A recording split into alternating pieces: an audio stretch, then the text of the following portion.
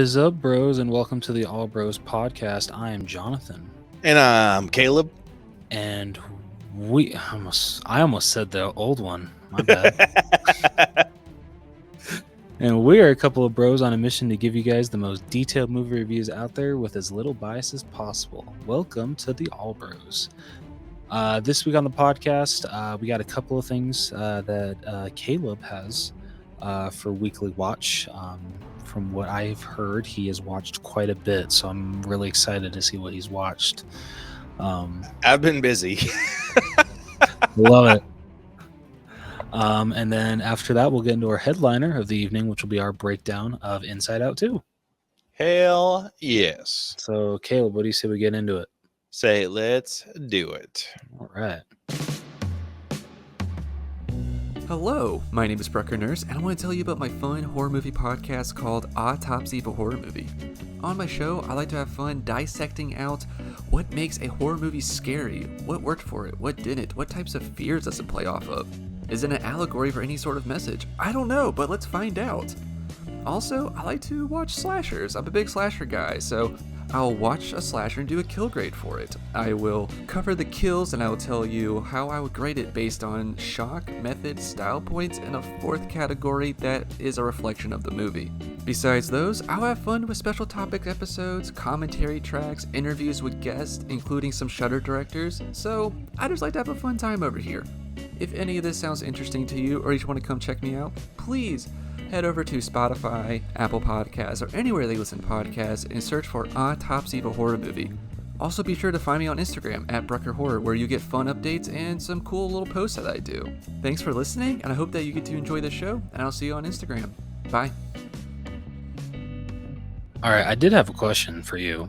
So What? with Autopsy of a Horror Movie, is Brooker still around? Does he still do that? Yeah. He Okay. mostly posts on Twitter.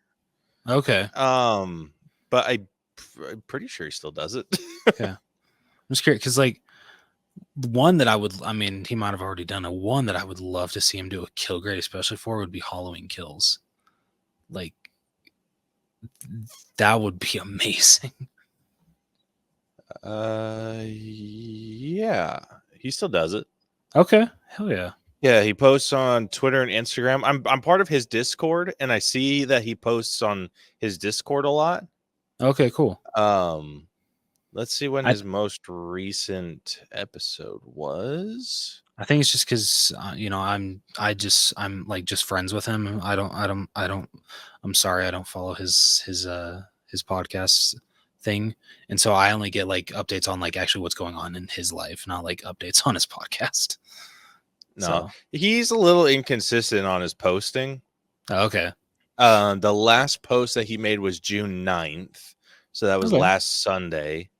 The one before that was May 12th. And then April 30th. Then March 8th. So he's a little inconsistent about it, but he's still got it going. Yeah. Shoots to post to say something every month. I appreciate that. Yeah. So let's see. He did he did one for Tarot. So like a rapid review for Tarot. Kill grade for The Omen from 1976. Nice. Hell House LLC. Oh, he did the Halloween franchise timelines. Ooh, okay. I gotta watch that. Not watch that. Listen to that. Jeez. Yeah. 1984's Nightmare on Elm. The Menu, Scream 6, Friday the 13th, Death Becomes Her. So he's done a few movies. Which one did you say you wanted him to do? Halloween Kills. Halloween Kills. I bet you that's included in the Halloween one. Yeah. Yeah. Makes sense. Because he has one for the 1978 Halloween. Okay.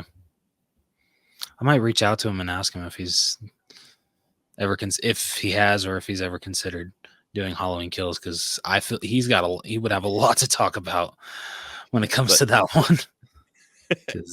You gonna invite yourself on that episode? You want to talk about it some more? Maybe. Maybe. But yeah. Anyway. But okay, good to know. Well, anyway, getting back to our podcast, Weekly Watch. Caleb, Oh let's hear what boy. you watched. So I have had a crazy couple weeks.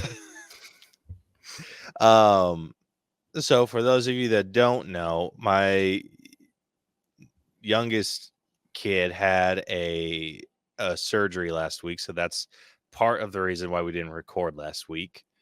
But yeah, start like the day after that happened, he or no. Yeah, me and my daughter were at home, so I had nothing else to do other than watch movies because there was no way in hell that I was going to come home and watch nothing but Cocomelon Lane because that shit makes me want to run headfirst into a tree. So I convinced her to only watch movies, and so a lot of these are like super kiddie movies.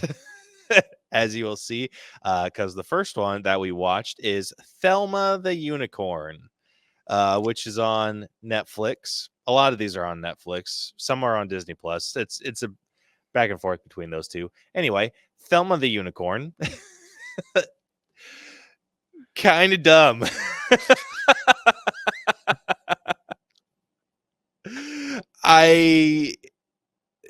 I don't understand what this movie is. It's just bright and vibrant. Just that's what it was. Yeah, like so she wanted to watch the unicorn movie.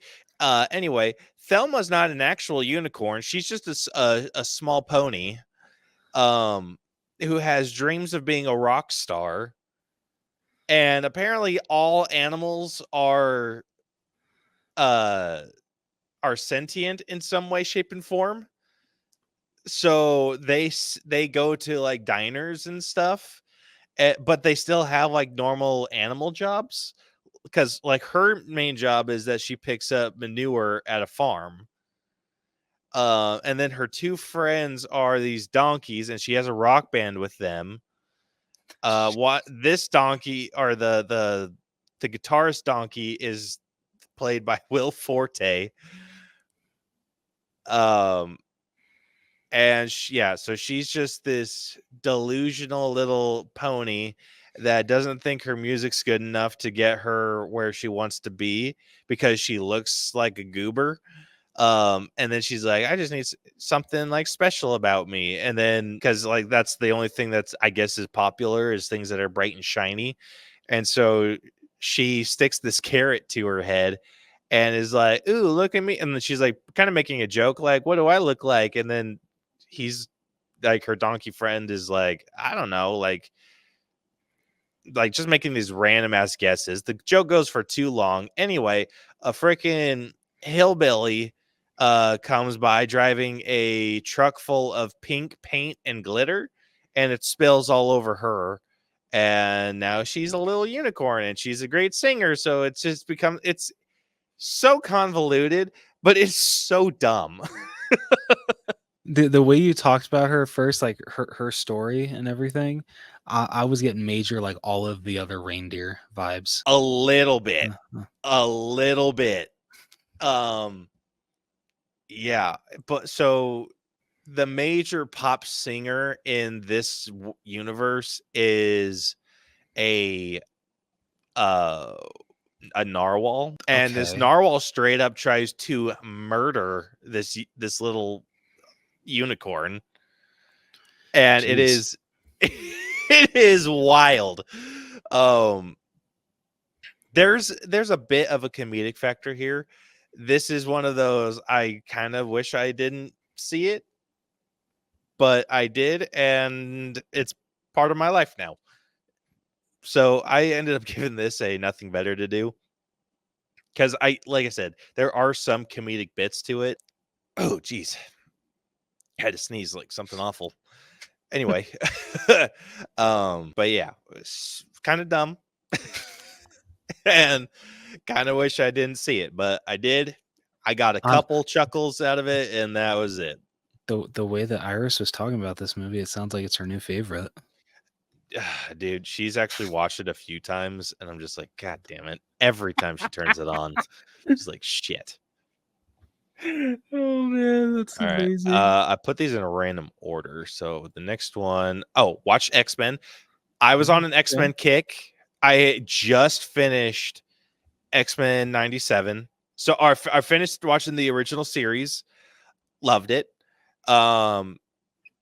Watched X-Men 97, which is pure perfection because it takes place 1 year after the events of the original series, which is perfect.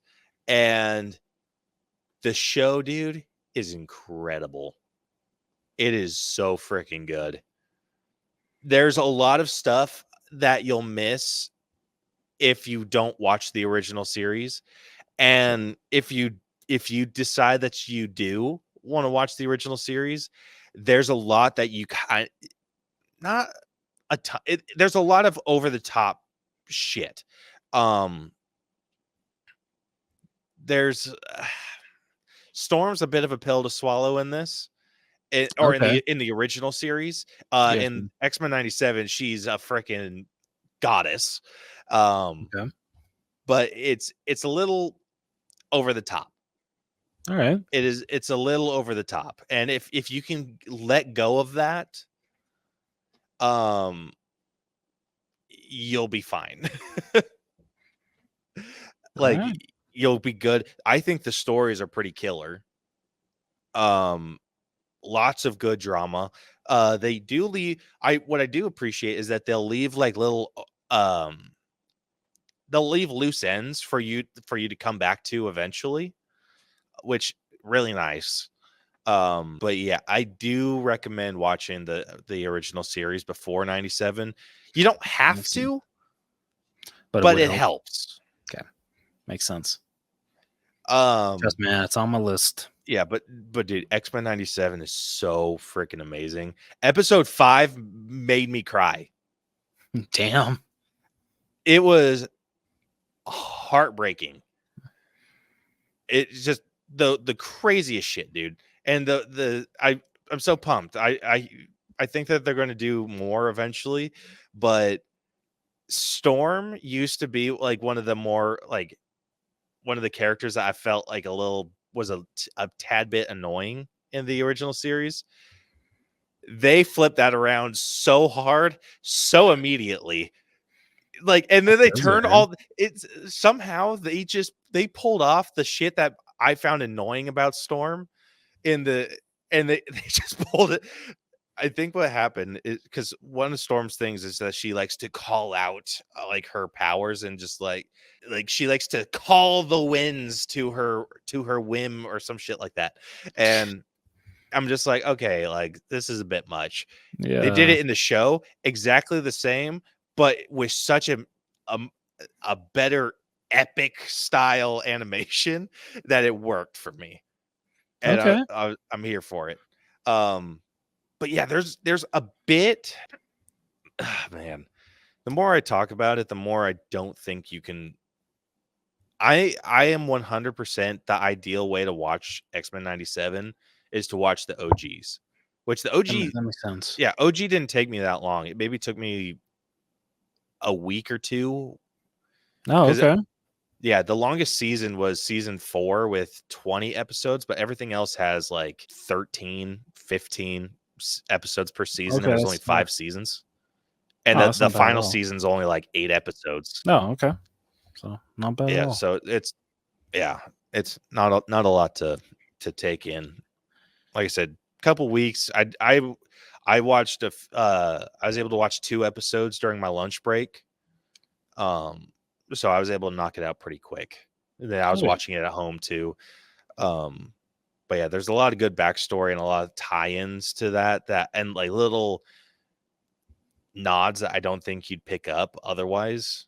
Okay. Makes sense. From 97. But yeah. Anyway, I was on an X-Men kick. Decided to watch the OG.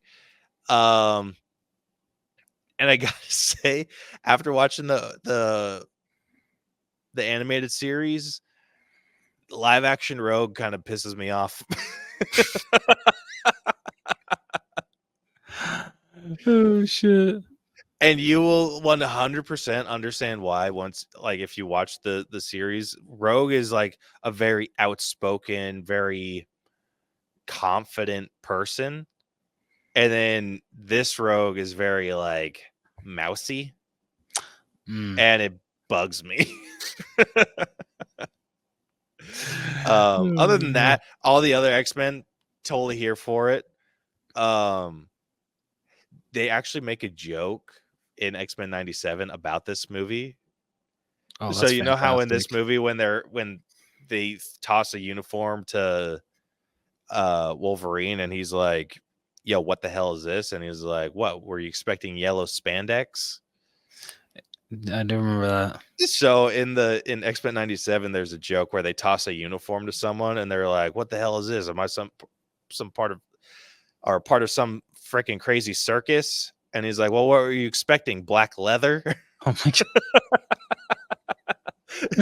Super funny. Super funny. I love that.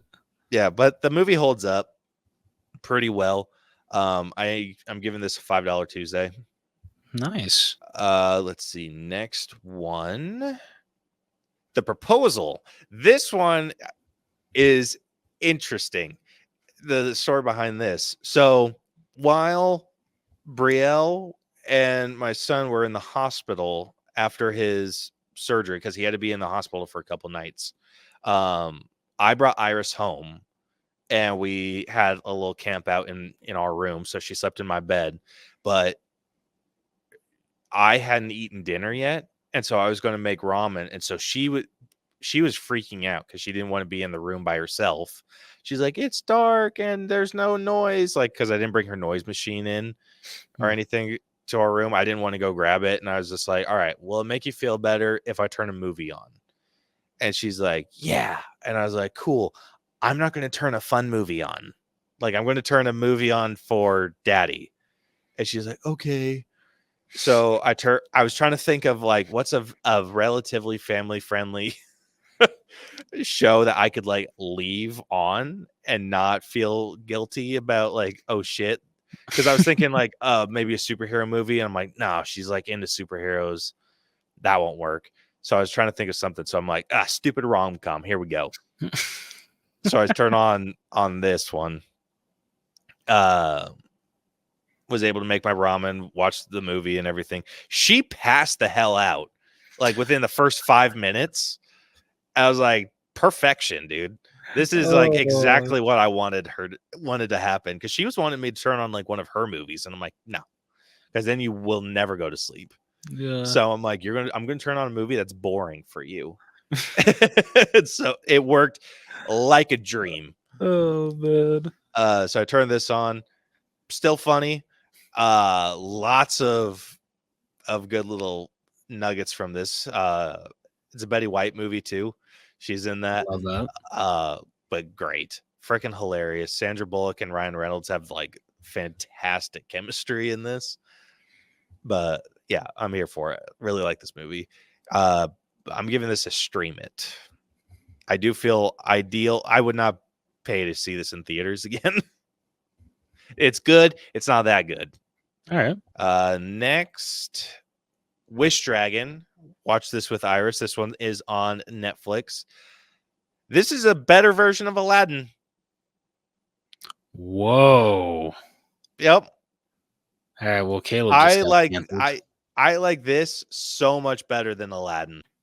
Bro, to some people, I'm fighting words. I will fight all day. This is a better version.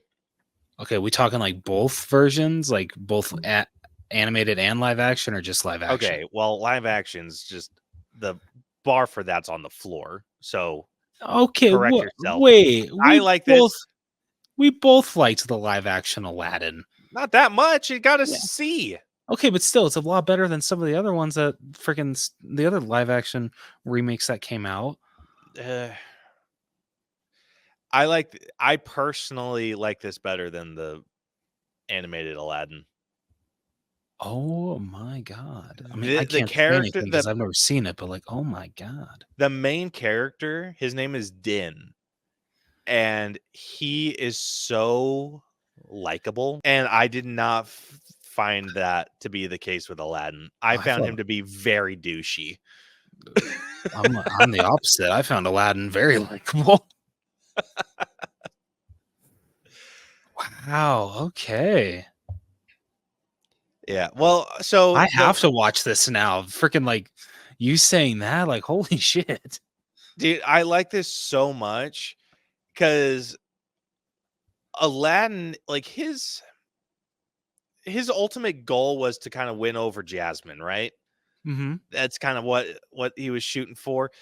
This isn't that. So the girl that's on the top of this poster, so her and Din used to be friends when they were kids, but her dad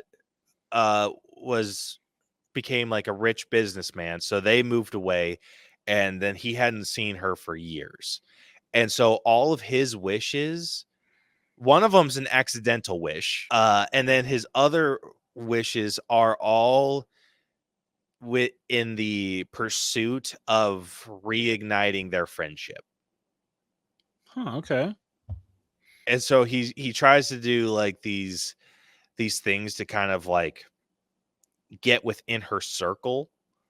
So he kind of does have like he does wish for like lavish stuff. Okay. Like that's what his second wish is. It's for like the more lavish lifestyle kind of stuff, but he only wants it to be temporary, just so he has enough time to go and like reconnect with her. Gotcha. Okay. And I think it's really well executed. And I think the story of the genie, or in this case, the wish dragon, I like it a little bit better. Wow. So where the genie, it's just constant. So this is like a Chinese folklore thing. The wish dragon is this rich nobleman from China that was just so full of greed that he wasn't welcomed within the gates of heaven. And so as a punishment, he had to serve time as a wish dragon, granting other people's wishes, and he had to serve 10 masters before he could return to heaven and like claim his parade and whatnot. And okay, so, huh? No, I was gonna say you do remember that Robin Williams played the genie, right? I do. Okay, just making sure. Just making sure. You need to watch this movie. You need to watch this movie, dude. It's so good. It is so good. Right. But anyway, I gave this a $5 Tuesday because knowing what I know about this, I would love to see this in theaters. Okay. Let's see. The next movie I got is Tomorrowland. This is another one that I turned on to put Iris to sleep. The movie that almost ended Brad Bird's career. This wasn't as bad as I thought it was going to be. That's what I've heard from a lot of people. I have not seen this yet. I've been wanting to, but just, like for how bad the box office was for this movie, I understand why the box office sucked. Yeah, but the movie itself is not as bad as I thought. There's a reason why Brad Bird's only movie after this was Incredibles 2. There's a reason why. So it's understandable. The plot line or the plot is just super convoluted. It gets to be a bit much, but I was able to track it well enough that I got some enjoyment out of it. Okay. And there's just, for a movie about the future, there's a lot of talking and not a whole lot of showing off the excitement of future tech. Okay. Which, yeah, there definitely should be. Because a lot of this was like trying to prevent something. And so there wasn't there was a whole sequence where it was like a heist, or not really a heist, like a Home Alone style break-in deal. And it super cool because it was like all future tech. But then they got into this whole story of like, oh, the future is actually not like this or whatever. And so like it never was, blah, blah, blah, blah, blah. And it got dumb. It got real dumb real quick. But the potential for it, I think, was there. And I like the story enough. Like, this is definitely an older audience movie. This was not meant for kids. All right, good to know. Yeah, so I am giving this one a stream it. This one? It's high. Yeah, this one's on Disney Plus. Okay. I couldn't remember. Okay, no, I'm not about to say that because I was going to feel really stupid. What? I was going to say, because I was going to say, this is a Disney movie, right? But like, duh, Jonathan, it's based off a freaking ride from Disneyland. Yeah, they had cool stuff, but I think they needed more. They needed something else. Like it was missing something. Okay. It was just the plot was too much. At least for someone that like, this was not Disney audience worthy. Yeah. It's crazy to think that the Disney has had more misses than hits when it comes to movies based off their attractions. Mm-hmm. No joke. Like literally the only one that people would agree actually worked like completely all the way through is Pirates of the Caribbean. Dude, straight up. Yeah. And that's just because they freaking ran with it. Yeah. Like yeah. Anyway. So yeah, giving this one a stream it. It was good enough. This is not meant for general audiences though. Like, this isn't meant for kids. I wouldn't even say this is meant for like teens. Okay. Yeah, this is more of like an adult based one. And even that's a bit of a stretch. This is a personal stream it. I think if I was thinking like a general, this would be more like a nothing better. Okay. All right. But even my stream it is leaning more towards a nothing better to do. Okay. All right. The next movie I watched was Ultraman Rising, and bro, so good. I remember you talking about this one. This was incredible. I don't even know how to explain that. This isn't even like, this is a superhero movie without it quite being a superhero movie. Like, so Ultraman is this this guy, his son, or his father was the original Ultraman. Okay. The son left to America to play baseball. He comes back because his father was in an accident and can't be Ultraman anymore. So he becomes Ultraman. And it also moves back to Japan and restarts his baseball career and everything. So he's just kind of like like snotty, just like uppity type guy.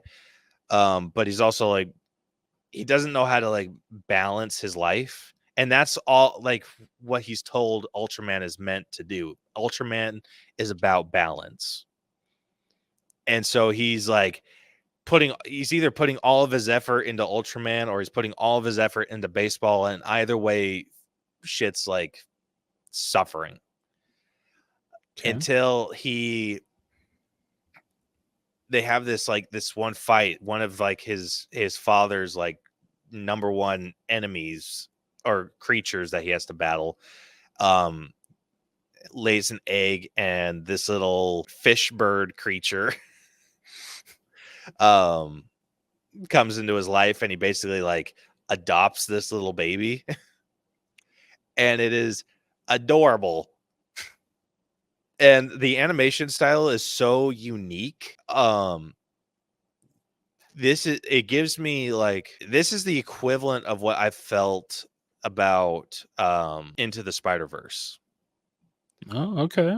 Like I thought it was that unique, and like they were able to show strong emotions and kind of like that anime style. Like, I would love more movies to look like this. It is beautifully shot.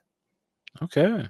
And it is so epic. The story's amazing. Like, it's not your typical superhero movie.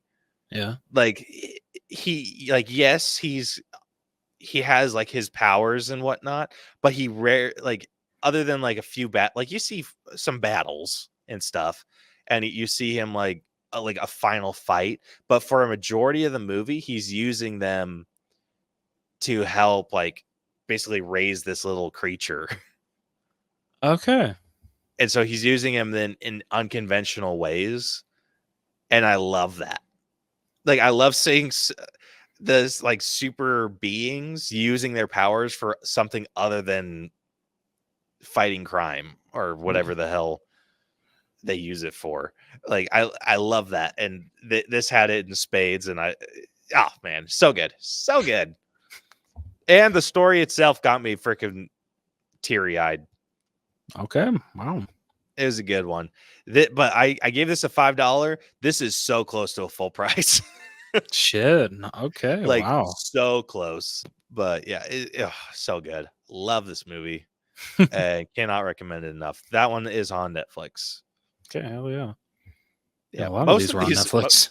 Most of these are. That's funny. Yeah, Ultraman Rising's on Netflix. Tomorrowland's on Disney Plus. Wish Dragons is on Netflix. Proposal is on. That's on Disney now. X-Men's on Disney. Thelma's on Netflix. Yeah, that's it. Okay. So yeah, it was a Netflix Disney Plus week. Yeah, damn. I love it. Yeah, I was a bit busy. I love it.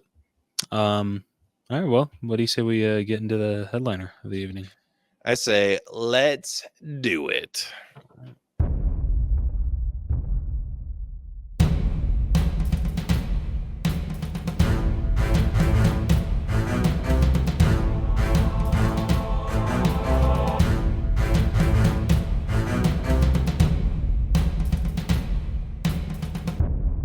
All right, so before we get into our breakdown of Inside Out 2, Caleb, do you want to let people know how we break down movies on this podcast? I would love to. If you are new to our breakdown system, we have split movies into 8 different categories that we individually score to come to a final All Bros letter grade.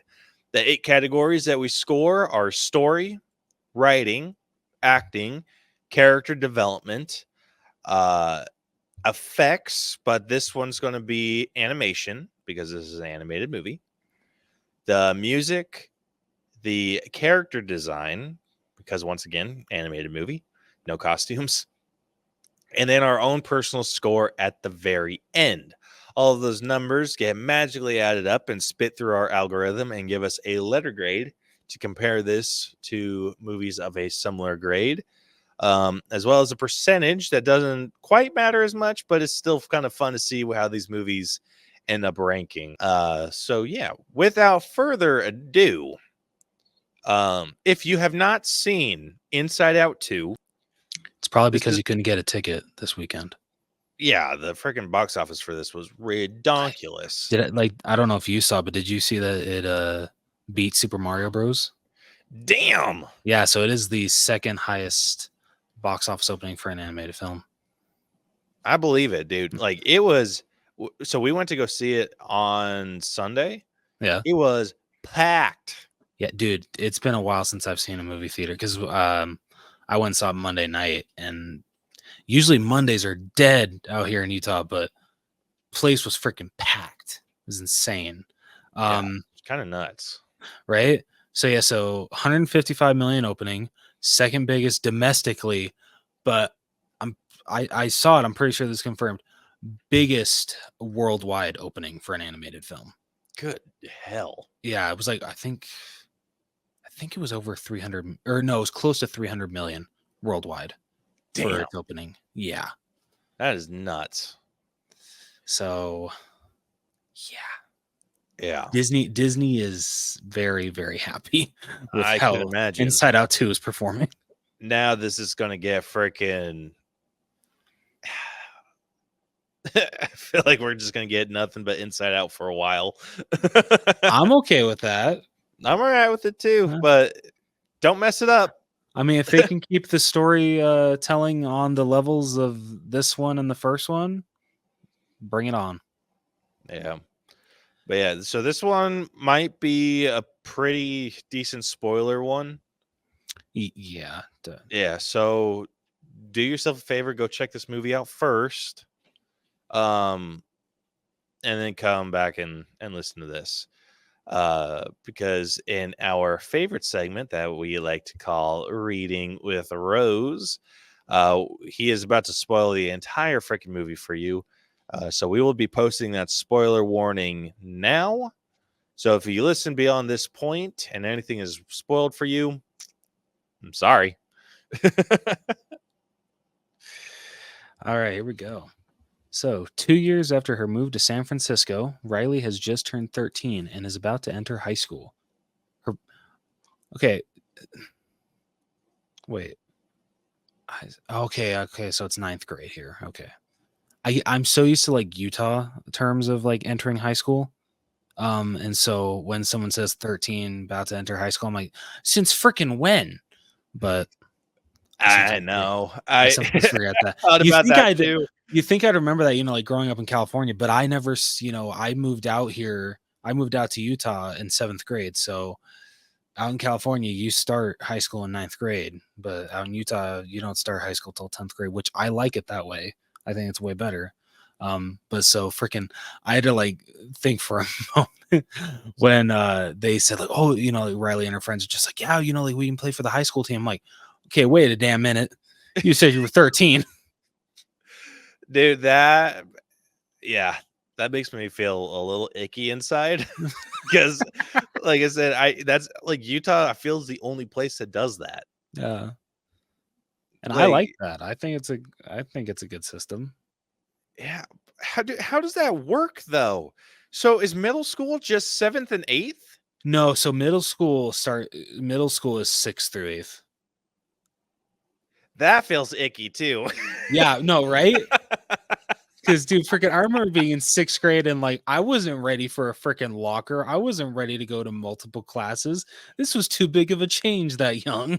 Dude, I remember how long it took me to figure out how a locker works. You too. And Dude, I was so bad at it. Dude, same here. I hated so much using a locker that I ended up just freaking like because what sucked is you weren't allowed to carry your backpack to class. Like it had to be in your locker, which was really stupid. Yeah, why would I buy a backpack then? Right?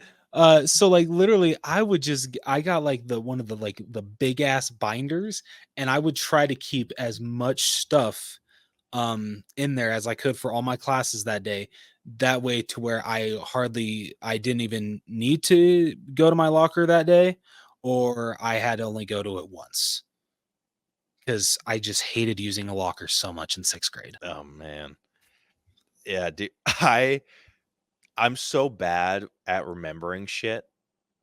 So my mom, she knew this, I think. It was either that or she just felt like I was going to be incompetent with the locker, but she bought me a combo lock. And so I was practicing with the combo lock. And I was like, all right, I think I got this down. Like I got it down. Got there, realized that you can't set your own numbers. So I was just going to set the numbers to whatever my combo lock was and live on freaking cloud 9. That was not the case. And I cannot tell you how many times, like, I lost, like, because I had everything separated, like the A-Day, B-Day deal. So I had my A-Day binder and then I had my B-Day binder. And I remember there was a Friday, I forgot my little cheat sheet note thing because like that's had my combo on it. And I had to swap out my my box or the binders. And I got to my binder and I was like, or my locker, and I was sitting there. I'm like, oh shit.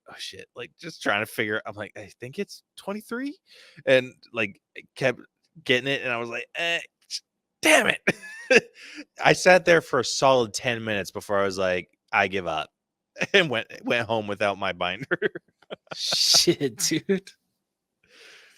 I was so bad. Like it wasn't until like middle of the year that I finally started like not needing my my little note. And then I remember once I finally got it down, something happened and I had to get my locker moved. And I was like, damn it. Like I gotten so used to my oh shit. That's yeah, funny. it was so bad. It was so bad. Oh, I'm still man. that way with numbers. Like if I can't remember numbers for shit unless I'm using them every day. Like when I at work, dude, I had an employee number as a contractor, and then they hired me direct. So my employee number changed. That messed me up so bad.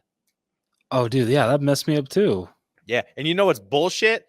The number that I had as a contractor is the one that I need to use to order tools. So, and I don't have to go very long without I go a good long while without ordering tools.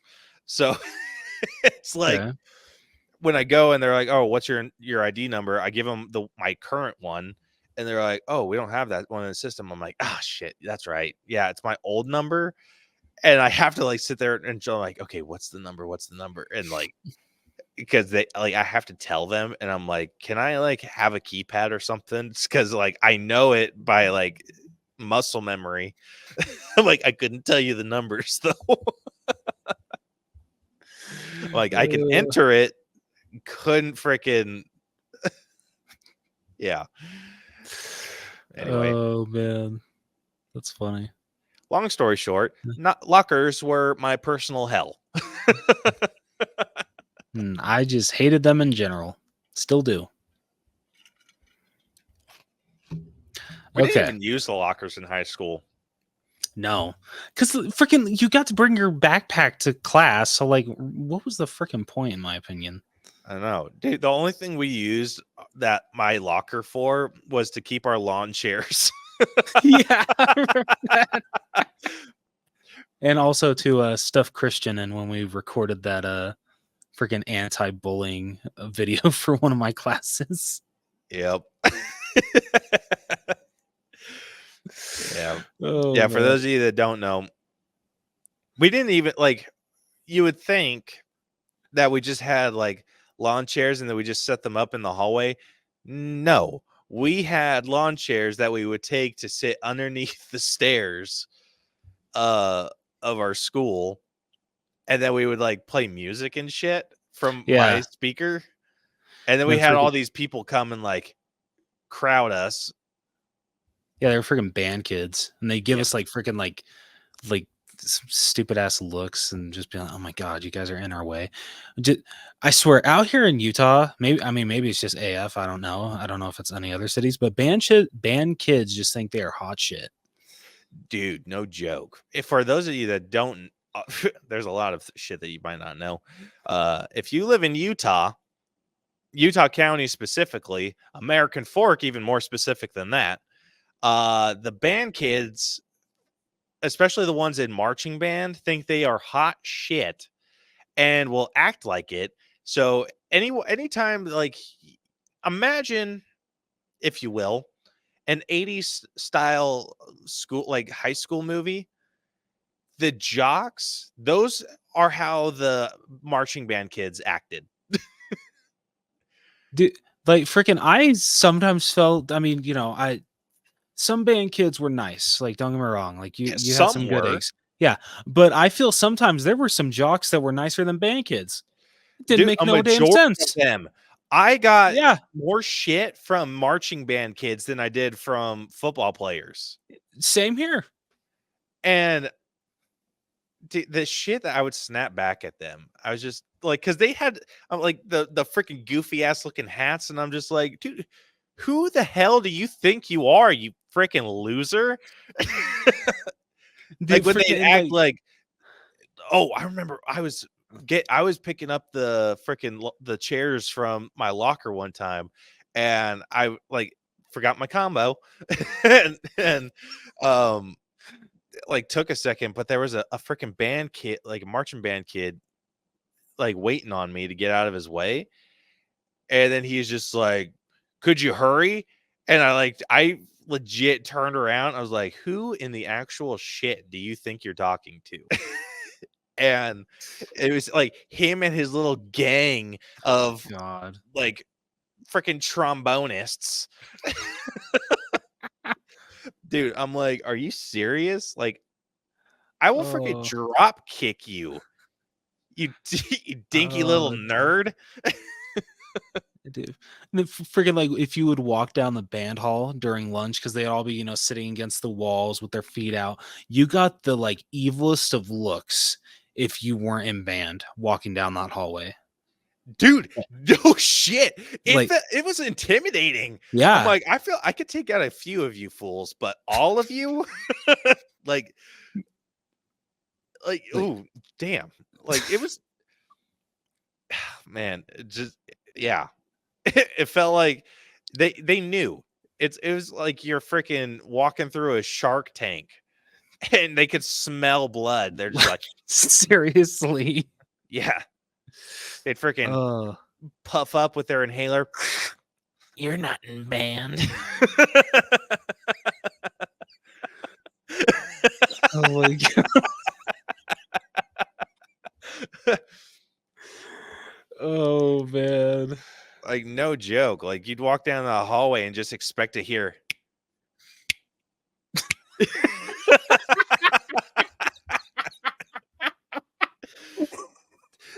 Dude, some of those marching band kids were freaking doofuses. Dude, freaking I'll still see some that graduated our class wearing their marching band jackets. Dude, you want to talk about people that like to live in the past? The AF High marching band. Yep. Like, oh my God, just move the hell on. Jeez. Dude, I saw some kid that I unfriended him, but he posted some shit about how some of the happiest memories that he had were when he was in AF marching band. I was like, dude, shut the hell up. That is sad. You are married with children. Come on, man. Like, if you're still reminiscing about your time in the marching band, there's a time and place to reminisce about that stuff. Class reunions. That's about it. No, I'll give you 2 years after graduation. 2 years. After 2 years after graduation. Not even class reunions, really. No, not even at class. No. All right. Okay, class reunions, like, yeah, you can go and reminisce with your marching band buddies. But dude, to the freaking levels that they took it, it was ridiculous. Like I said, marching band felt like a gang. Dude, freaking, I'm glad neither of us are going to the freaking 10-year reunion. But I'm just like imagining they're like, they're going to be like, like a couple of groups during this reunion, catching up with each other. Then there's going to be a huge ass group in the back that's just all the marching band kids. Dude, no joke. Oh man. Yeah, okay, so I don't know what she was in the hierarchy of student council, but someone messaged me on Facebook and just said, hey, like, are you planning on coming to the, what is it, 10-year? Yeah, it's 10-year. Yeah, 10-year reunion. Like, we'd love to have you. And I was going to not respond. Oh, God, what did you say? I was like, there is nothing in this world that I would love to do less.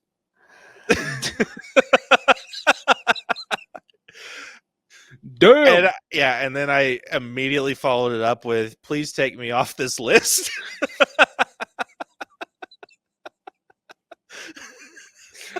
Oh man. Oh yeah, dude, when I got invited to the page, I immediately unfollowed it. It's like, nah, I'm good. Yeah, dude. Like I said, I was just in a freaking spicy mood that day because I was totally going to ignore it. Yeah. And I don't know. It's just like I pulled up her profile because I didn't remember her. Looked at it and I was just like, you know what?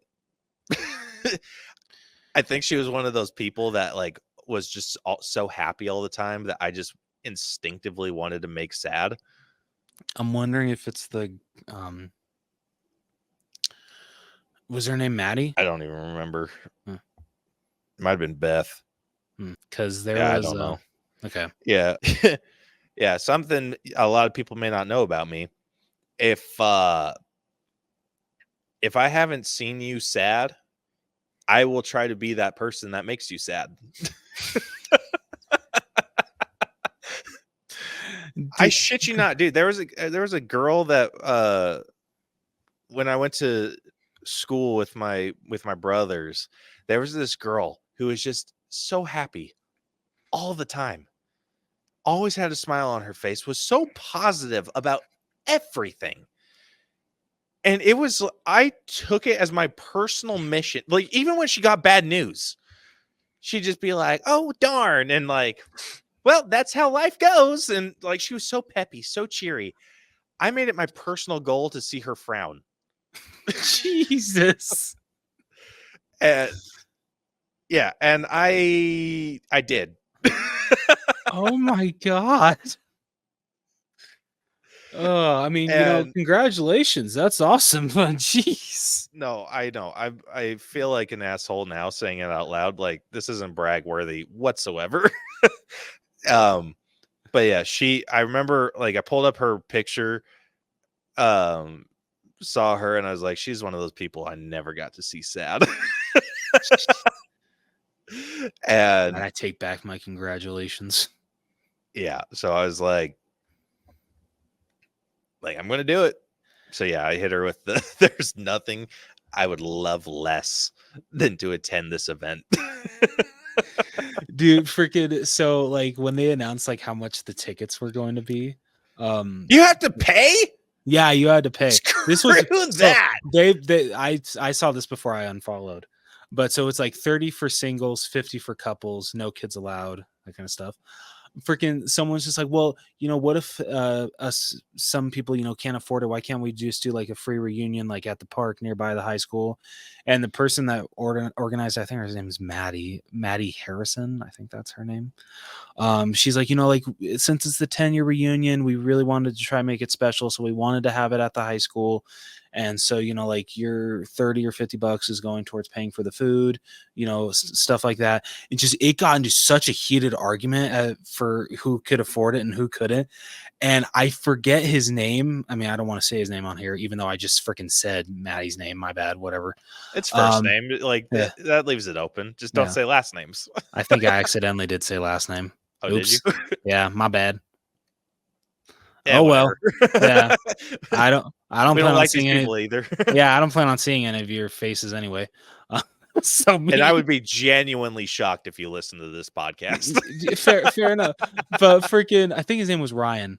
Like the bottom comment, he's just like, you know what? Reading through all this just reminds me why I didn't stay in contact with any of you after high school, and I will not be attending. I'm like, yep, said it perfectly, man. Yeah, man. Yeah. Just, if I wanted to know you guys, I would have gotten to know you in high school. Yeah. Freaking, like I barely wanted to know you then. Yeah. Like Maddie kept it like very like calm. She was actually like very polite to the people that were like freaking blowing out of proportion. So, kudos to her. But just like the way that they were going back and forth with each other, I'm like, okay, yeah, this really is a high school reunion because I feel like I'm back in high school. I know. Oh my gosh. It's like, I can't afford this. Like, can we have an event? Yeah, then throw it, you ornery bitch. Like, create your own Facebook group. It's not that freaking hard. Yeah. Oh, man. Well, back to Inside Out 2. Yeah. Before we bash on the class of 2014 anymore. Man, screw them. All right, so I'm just going to reading with Rose, everyone. Yeah, I'm going to restart. Here we go. 2 years after her move to San Francisco, Riley has just turned 13 and is about to enter high school. Her personified emotions, joy, sadness, fear, anger, and disgust, have since created a new section of Riley's mind called Sense of Self, which houses memories and feelings that make up Riley's core personality. Joy has also invented a mechanism that launches any negative memories to the back of Riley's mind. Riley and her best friends Bree and Grace are invited to a weekend hockey camp where Riley hopes to qualify for her school's team, the Firehawks. On the night before the camp, a puberty alarm sounds off and a group of mind workers barge into headquarters to upgrade the emotion console. The emotions discover that Riley wildly overreacts to any inputs they make to the console. 4 new emotions also arrive at headquarters and introduce themselves: envy, embarrassment, and ennui, and anxiety. Though initially friendly, the new and old emotions clash over their approaches. In particular, Joy thinks Riley should focus on having fun at the camp, while anxiety wants her to win a spot on the team and make new friends, especially since Riley has learned that Bree and Grace will be going to a different high school. Feeling that Riley needs to change, sorry. Son of a bitch. Sorry, it bolted me to the top.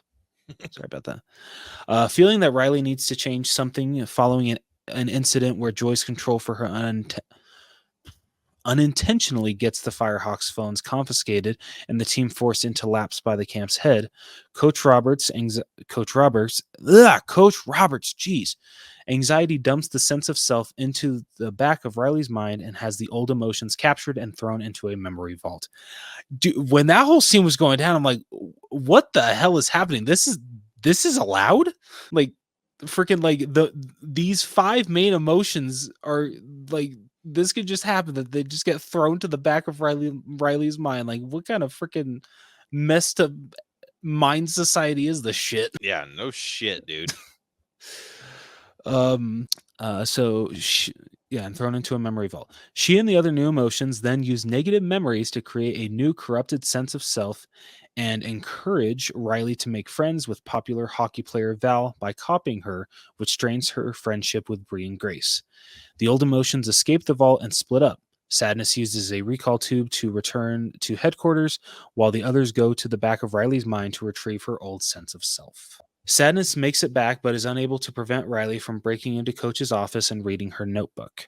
Discovering from it that Coach doesn't consider Riley ready to become a Firehawk, anxiety determines to take further control over her. The emotions make it to the back of Riley's mind and get her sense of self from the top of a mountain of bad memories that were stored there. With no other way to get back to headquarters in time, the emotions cause an avalanche of bad memories, which they ride back to headquarters. However, the memories spill into Riley's sense of self, corrupting it further. Anxiety is shocked to discover that, despite her intentions, her cultivation of the new sense of self has made it evolve into one of self-doubt, leading to her frantically controlling Riley during a crucial hockey game, resulting in her hogging the puck, missing most of her shots, and accidentally hurting Grace, which gets her sent to the penalty box. Horrified by this outcome, a frenzied anxiety swarms the control console in a blinding whirlwind of anxious speed, causing an overwhelmed Riley to suffer a panic attack.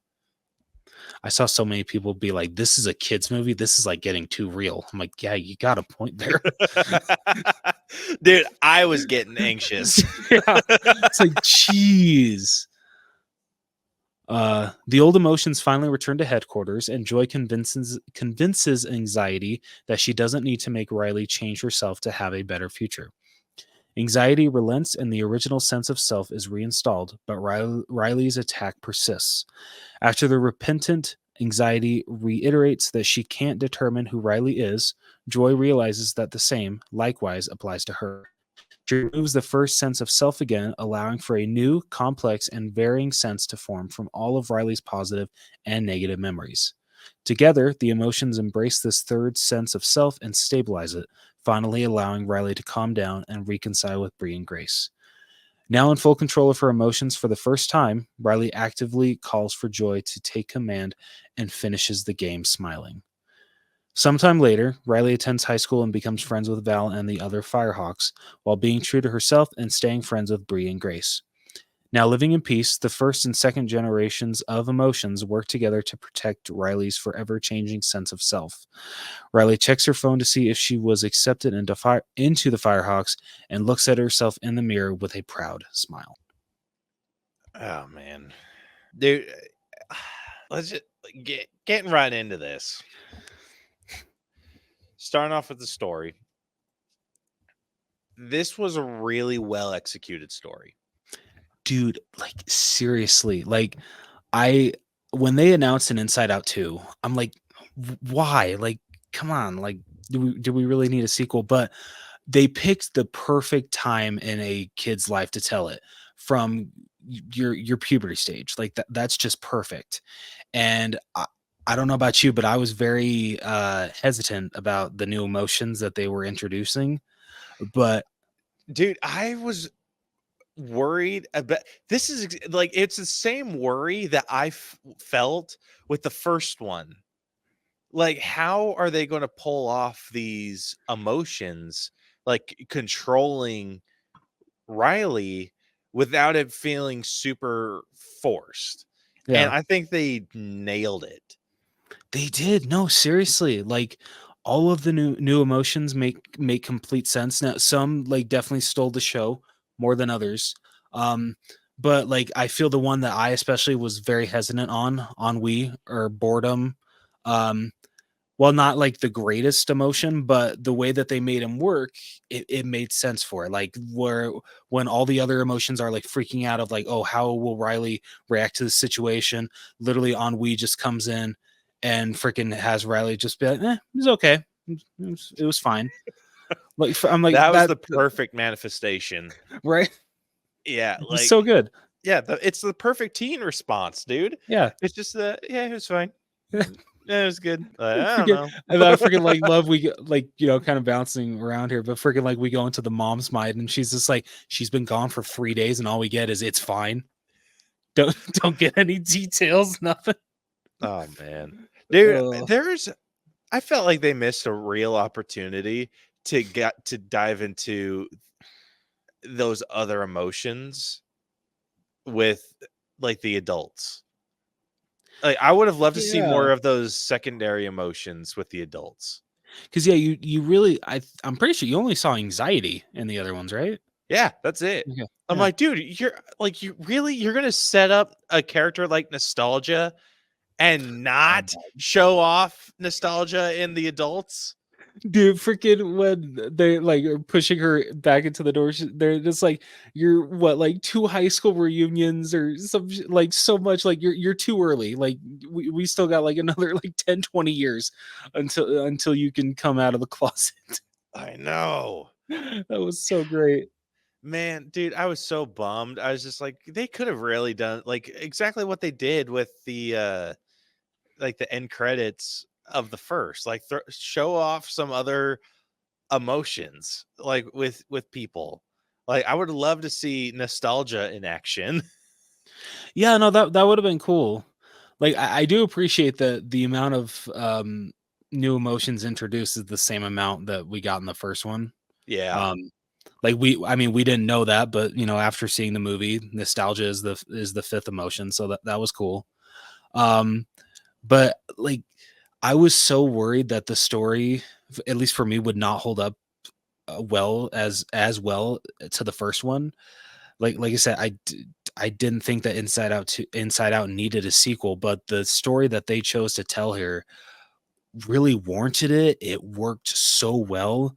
The new emotions were freaking they stole the show. While I mean, yeah, they stole the show, but I feel that they didn't take away from the original emotions. Like if anything, I felt that especially fear and disgust actually had a lot more to do in this movie than they did in the first, which I really appreciated. Yeah. Um, like if any of the new, and I think it's just because she kind of went out on her own. She was put out on her own. Sadness, I felt had more to do in the first one than in this one. I mean, she still played an important part, but I felt that we got a little more screen time with Sadness in the first one. Yeah, but it makes sense too. Yeah, it Like did. like I felt like it was okay that they sidelined Sadness a bit because we got so much of her in the first. That And is very true. the connection that her and Joy had formed was great. No, like I love so much how that led into this. Like when Joy takes Sadness down to I forget what it was called, but she's like, like you're the only one that hasn't been down here. Like you do, like, you need to realize how much I trust you. Your opinion matters so much to me. I'm just like I love that those characteristics carried on into the second one. Like, I loved that. Yeah. I really liked the sense of self thing that they That did. was so good. I thought that was really well. It was all the emotions and stuff, and I like that it's not always the emotions that are in control of what Riley does. That Riley has a major, like, the major say, because while that one scene, which timeline wise, like, wasn't that the kid that dropped shit? Wasn't that Grace, or wasn't that one of the girls that she was friends with? Or no? Wait, sorry. So what's part? So the scene where it shows off like the sense of self Yeah. deal, and it's like the I'm a good friend like situation where she like dropped, like, this one chick, she dropped all her coins or something, and Oh Riley yeah. went to go help her, and that's like all the other emotions are like, they're just like, oh, like, do we help? Do we do blah, blah, blah? And then Riley just went and did it, and then it like activated this sense of self. Yeah. So Was that her? yeah. So that's supposed to be her two best friends in this. Like, yeah, that's when they met. So it's Bree and I forget her other friend's name. I think it's Okay. Bree. I am not Bree and tracking Grace. when that happened though, because that she's from Minnesota. Shit, that's true. Because yeah, wait, son of a bitch. Yeah, because her like at that age. Yeah, she's only been in San Francisco for what, 2 years? Yeah, so like, so where did these two come from? Because yeah, in the first one we saw who her best friend was from Minnesota. Yeah, the redhead. Yeah, she didn't have friends when we left her, like, that we know of. Like, she didn't have like she hadn't formed any friendships, which she very well could have. It's just I thought that's was confusing me. It's just like it was like the I'm a good friend. I think they should have made the other chick look different. I think that should have been a throwback to the redheaded friend. Yeah, and then have the two new friends. And yeah, shit, man, I didn't even catch that. Nice catch. Yeah, I think if anything, they needed to explain that a bit better. Yeah, but anyway, that's a kind of a total sidetrack.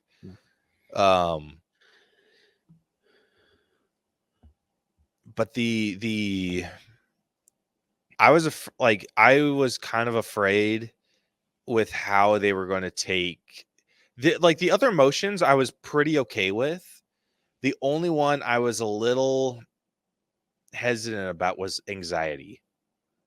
I'm like, how are they going to pull this one off? Because, everyone and their mother, like my parents include, I actively like avoided telling them that one of the new emotions was anxiety.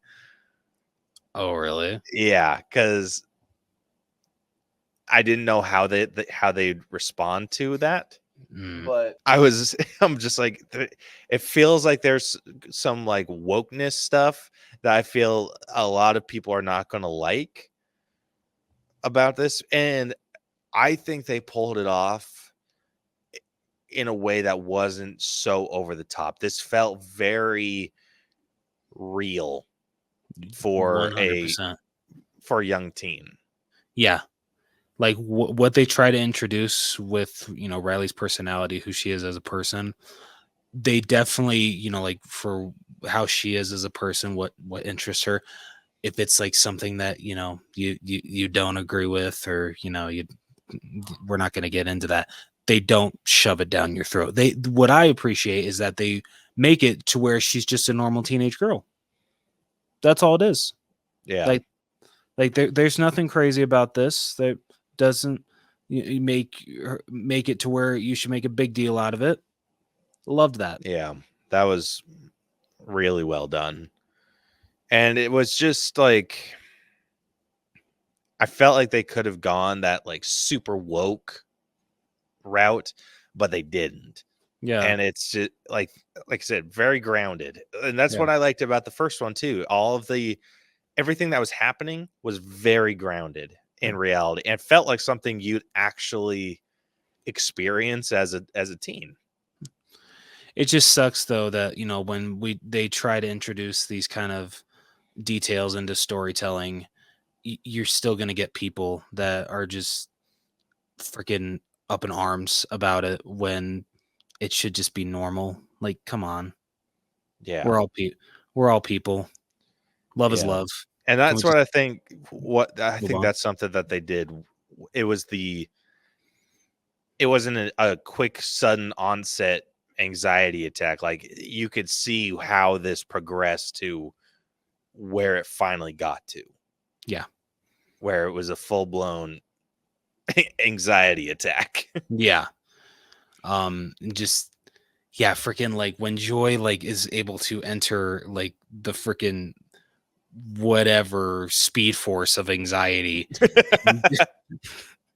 and you just see anxiety just like frozen at the console, but like still kind of like jittering a little bit. Like that shit was deep. I'm like, God damn.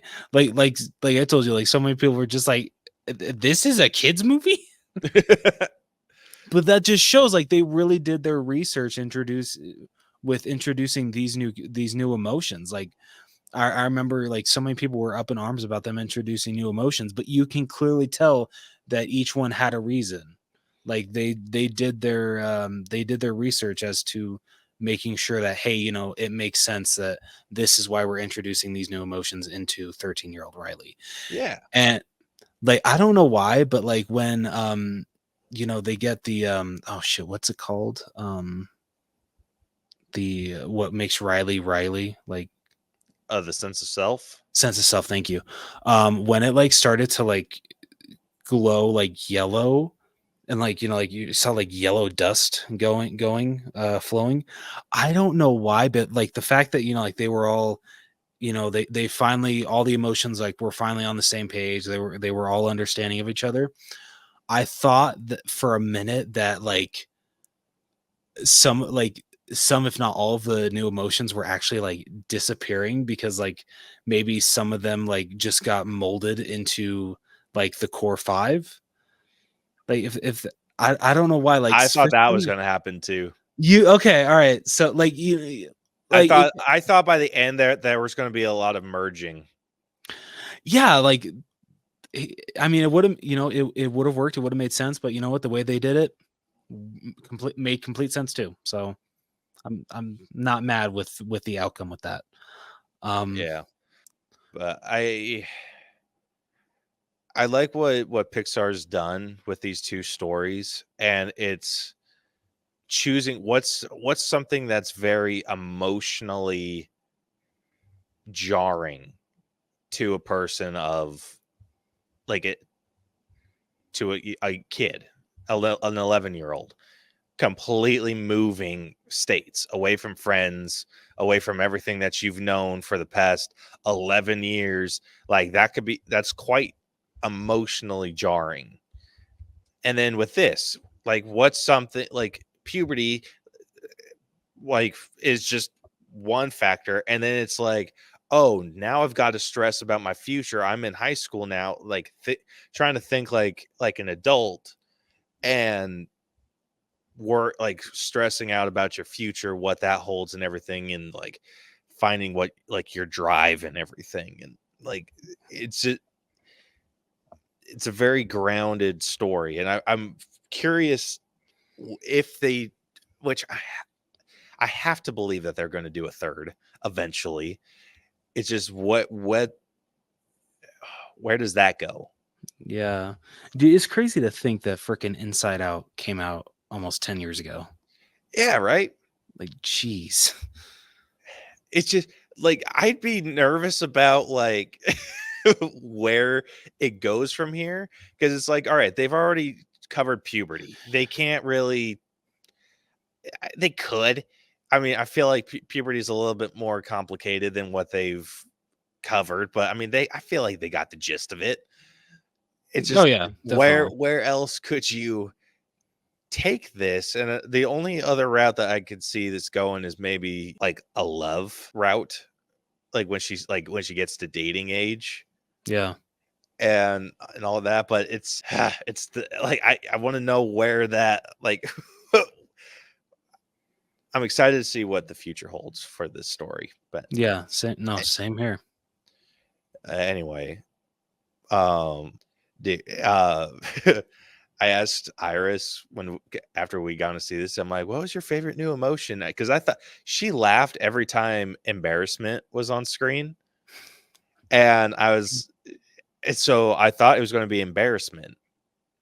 And so I asked her, I'm like, hey, what's your favorite new emotion? And she's like, I don't know their name. And I was like, oh, okay, what color was it? And she's like, the orange one. And I'm like, oh no. Oh, I'm like, shit. oh. And I'm like, anxiety? And she's like, yeah, I really like anxiety. And I'm like, you won't. Yes. All right, cool. It's like you won't like it in about 10 years, but Yeah. man. I thought that was funny. That's really funny. But anyway, so where are you sitting at with the story? So like I said, I feel the story is on the same level as the first one for me. I think that it was a story worth telling. It deserved a sequel, and I feel that they did a really good job not only introducing these new emotions but actually making them make sense for being there, because like freaking like as I was reading the plot, freaking just anxiety just being like, okay, you know what? I tried to be nice. Riley needs more sophisticated emotions than you guys right now. So, yeah, y'all are just going to go into the back of her mind. Might see in a couple weeks, might not be till after high school or adulthood. We'll see. I was just like, damn. But just, yeah, it works so well. They chose a great story to tell with the sequel, and they pulled it off. Just I was so happy with the story. So like I'm gonna shoot high here, but I'm at a 98. Damn. Yeah, dude, I'm sorry, man. Like, holy shit. I was not that high. I kind of figured. I'm actually at an 86. Holy shit, man. Yeah, like listen, the story was great. It's just for the target audience, or this is another tough thing. Target audience, like for the first one, is so different than the target audience for this one. Yeah, fair enough. Like I'm thinking like other Pixar movies where they've done like sequels, like so for Cars, the target audience for Cars, probably the same target audience for 2 and 3. Yeah.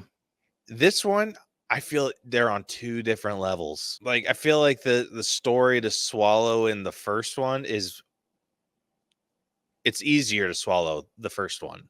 Yeah. This one, it's a little bit more complicated. I don't.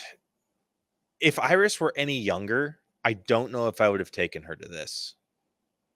Okay. And it's just because I don't know if it would have held her attention as well as the first one did. Okay, that's fair. But I do think she's a little bit older. She's able to understand a little bit more complicated ideas. So I think this was a good one for her. Yeah. All right, then don't look at my score. I did drop it a little bit. Boo. By 2 points. You suck. You suck. All right, next up we got writing. This wasn't half bad. Yeah, like I can't find the quote, but there is like a quote that Joy says towards the end of the movie that like I actually started tearing up, because I'm just like, I think it goes like, I guess that's like that's what sucks about growing up. You can't always find joy or something like you like you can't always be something like that. Like, oh yeah. yeah, It was the I guess that's what happens when you get older. You just feel less joy. that's what it was. Yeah, freaking dude, I started tearing up. I'm like, that might just be the most relatable quote from a movie this year. Yeah, I immediately went, no.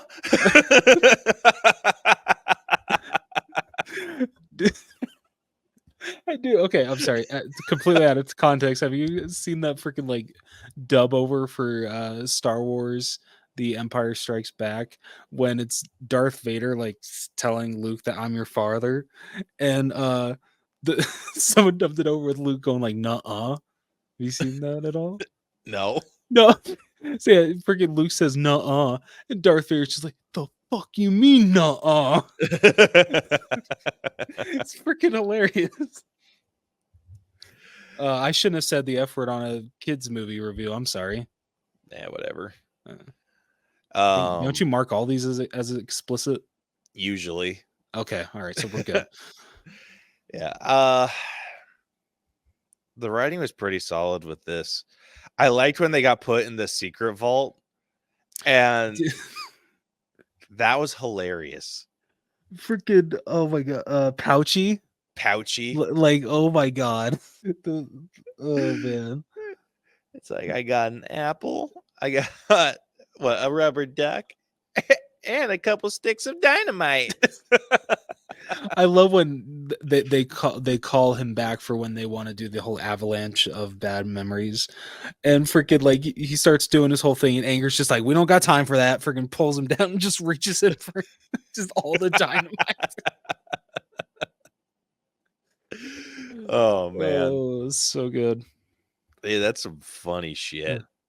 But I feel like my favorite part when it came to the writing was just Anxiety's whole plan for Riley from her takeover to the end of when she realizes, okay, like I went overboard, this isn't gonna work, this isn't Riley. Just her going from literally turning away from her two best friends to sneaking into Coach's office to get the book and finding out that that the coach feels that Riley's not ready, and just all those things in between, like just watching Anxiety at work, like I don't know, it was just so meticulous just watching her plan play out, but just like you had a feeling that by the end you're just like, this isn't going to work, like this isn't the Riley that we know. You knew that something different was going to happen, but the way that they made Anxiety work was just so well with the writing, especially. And you like personally, I was never like mad at Anxiety because You understood what she was going for, is just the route she went about getting there. Yeah, exactly. And then the things that she was doing, like I really liked when they got to Imagination Land and she had this whole little operation set up in the port or the pillow fort. Yeah. And it was like what they said, that she's like weaponizing Riley's imagination against her. Mm-hmm. And using all these like super horrible, like worst case scenario situations and projecting those onto Riley's mind, like keeping her stressed out and like no bueno. Like I'm like, dude, that's exactly what freaking Anxiety does. Yeah, It's my imagination running all types of wild and stressing me the hell out. Yep. Like seriously, no joke. Dude, that was creepy though. That whole scene, like oh yeah, it was borderline scary. Yeah, Like when she eerie. Dude, when like the part that like I could feel my heart racing was when Joy started sending the like her ideas and whatnot up to headquarters, and she's like, yo, what? And then she stops and then she's like, oh Joy. I'm like, ah! Hey, Joy, I know you're in there. I was like, no, I'm not. Yeah, that scared the shit out of me. Yeah, no, like, oh man. But just yeah, like the writing, especially for anxiety, was just so good here. And I especially love that Envy what like tried to be Oh her my own gosh, tried to be her own Envy, I emotion, but like loved really her. right? But she was so like set on making sure that she was on anxiety's side and making sure that what she said would make anxiety happy. Like she was definitely anxiety's right hand man, Yeah. Dude, which I did you love. hear the directors were talking about like the different emotions they wanted to incorporate, and they were considering making envy and jealousy twins? I would have loved that. Yeah, well, they said that was the original plan, but after they've done some like discussions with psychologists and whatnot, that they found that envy and jealousy are two very different emotions. Oh, okay. And I'm like, are they? Okay, in that case, can we say they're fraternal twins, not just twins? I feel like that would work. See, But yeah, there we go. they cut that one. Darn. And that like they had a bunch of other like emotions that they were planning on having, but they ultimately got cut. But Right. I loved Envy. I love like how she was playing it off. I love how when she was like going a little crazy with the board, she's like, I'm sorry. That came off a little jealousy. I'm sorry. Oh man, her interaction with disgust was Oh my gosh, dude. Loved her to death. so great. Loved when she like looks in disgust. Oh, look at your hair. Look at her hair.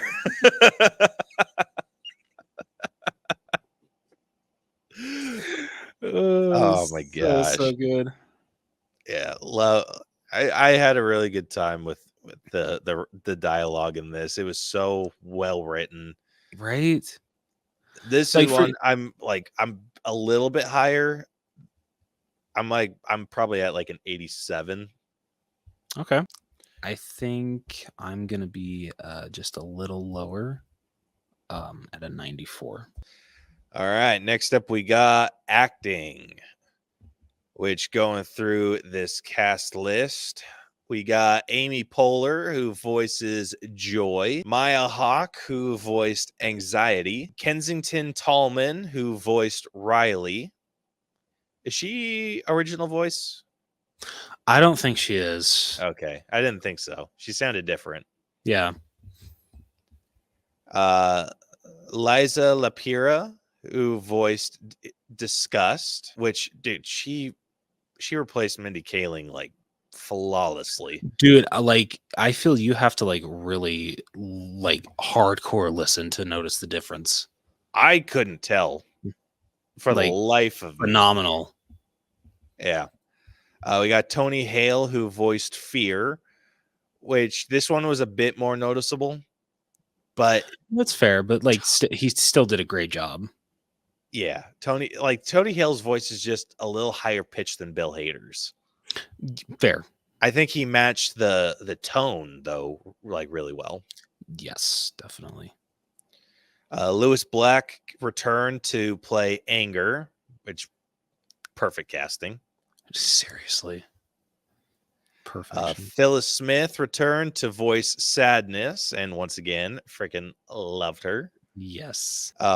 Dude, she, like when she was being like so sweet to embarrassment after he like jumped on the freaking console and was pushing like all the buttons, and then he's like reaching for the last one, and she's like, "Oh, I got you, big guy." Then pushes the last button. It's like, oh my gosh, you're so cute. Oh, I loved it. Yeah. Ayo Edinbury, who voiced Envy. I love her. Dude, yeah, she amazing. What else has she voiced? I think from what I saw, she She might have ad-libbed some stuff too. That is phenomenal. Right? Yeah. So I recognize her from The Bear, which is the show on Hulu. Oh, okay. Yeah, but I loved her. Oh, she was the voice of April O'Neil in Mutant Mayhem. Okay, yeah, I thought her voice sounded familiar. Damn, she is really good at voice acting. Dude, she's amazing. Yeah. Like she Wow. has such a good, like, I don't want to say cartoony voice, but she's got a great She voice for kind of cartoon. does, but like she like in her favor, like that's not against her at all. Like it's fantastic. Yeah, and her she's able to. Her acting ability is on point too. Like she's fantastic. I love her. Yeah. And No, this just 100%. made me love her a little bit more. You know what? Same. All right, then we got Paul Walter Hauser, who voiced Embarrassment. This kind of seemed like bullshit because he only said like one thing. Fair enough, but I figured might as well throw him. Unless he was making the noises for him too, but he might have. Yeah. I mean, I'm sure it was still a nice payday for him. Yeah. Let's see. Oh, wrong way. I think there's. So we got Adele Exarchopoulos. Sure, let's go with that. Who voiced Ennui? I think that's it. Yeah, who's the boredom? The boredom. This one was perfect too. Or as freaking Joy likes to call him, wee wee. Wee wee. Yeah. And so that's it. That's the main cast. Freaking like all of the new cast, all the new emotions just freaking stole the show. They were absolutely amazing. I feel definitely anxiety and envy the most. Like, oh yeah.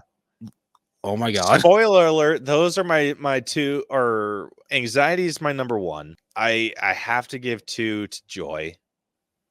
And then envy is my 3. Dude, same. Exact same order.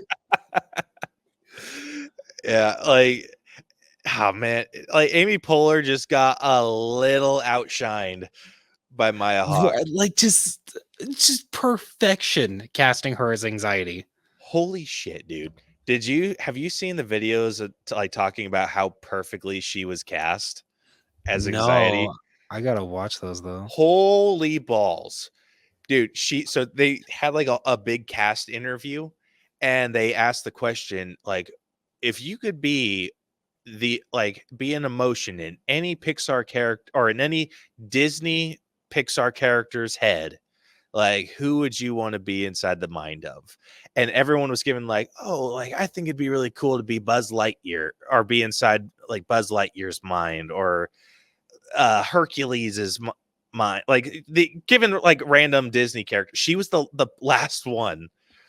And she's like, oh, I have always wanted to be inside the mind of Shrek. And she started talking a little bit, and then I think it was Amy Poehler leaned over into her ear and says, that's not Disney. And then she, like, the look on her face, she like immediately just pale white. And she's like, oh my God. And she's like looking off screen and like, I'm so sorry. I am so sorry.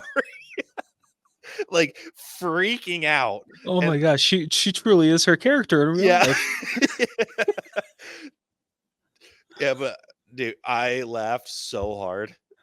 Oh my god, that's amazing. And she's just like, can I change my answer? Can we cut this? Can we like clip it so we like this didn't happen? And they're just like, absolutely not. Oh shit.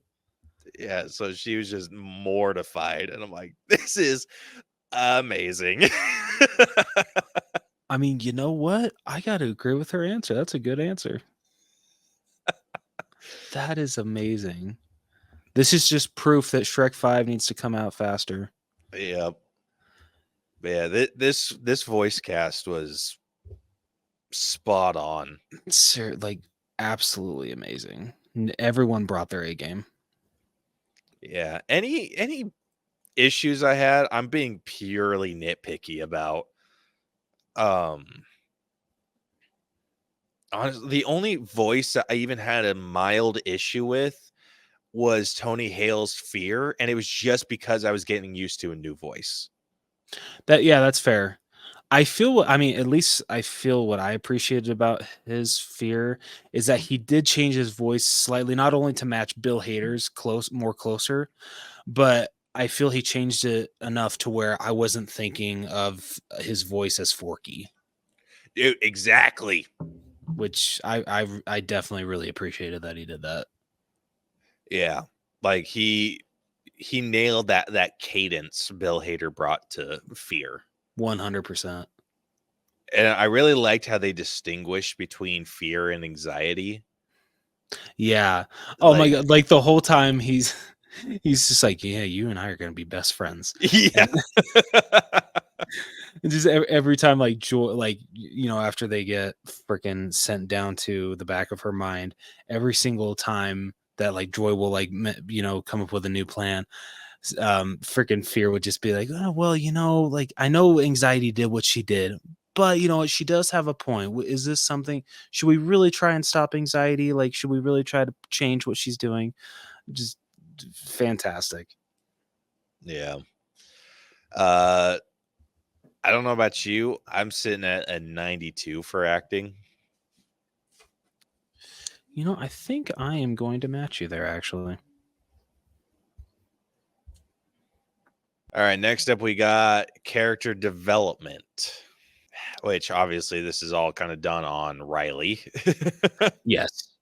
Now, looking at how Riley was in the original compared to this one, like I find it so interesting that like and it makes sense, like you want to push, you want to showcase like how someone is when they're pushed to literally their edge, like how their emotions will react in that situation. And so like with the first one, with Joy not being in the console to help Riley through everything that's going on in her life, with the move, losing her best friend, all this stuff. Literally, since it's just disgust, fear, and anger, Riley shuts down.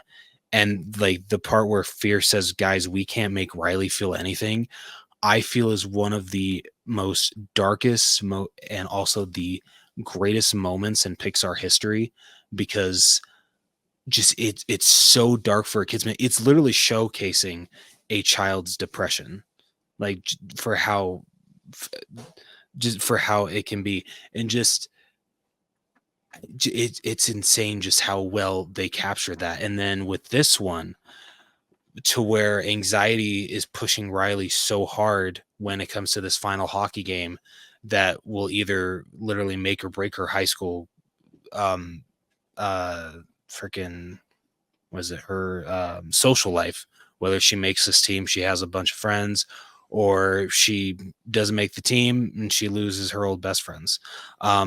Just I love just yeah, it was just insane watching like just how anxiety was, like trying to control Riley, make sure that she was going to get through the situation how she wanted to, but within doing that, she pushed Riley over to the edge to where she almost shut down.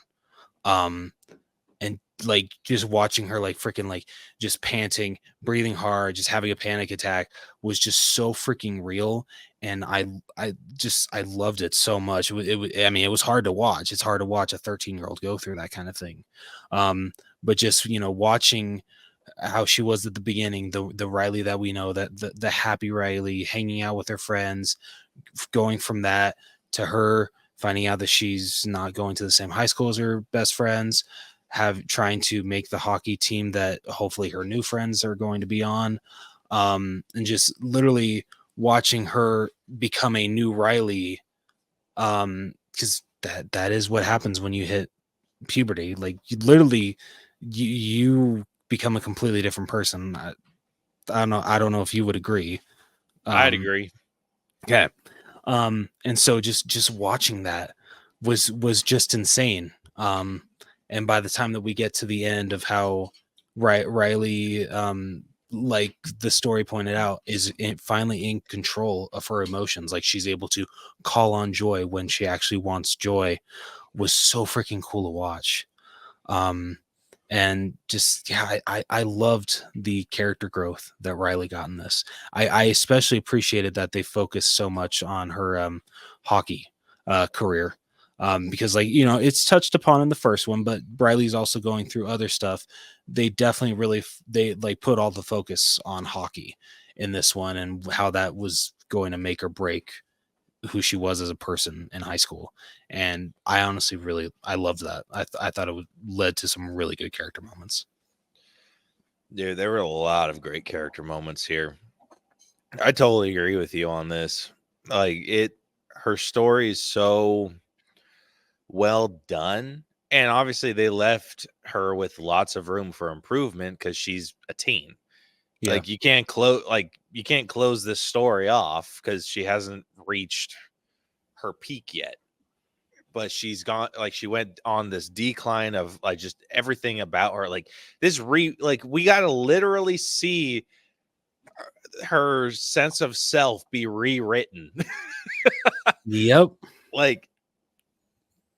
At first, the good side of her being ripped away, sent to the back of her mind, having this new anxious bottle of self like be created, and then having it all kind of like destroyed again and then rebuilt from the ground up. Like it was awesome to watch.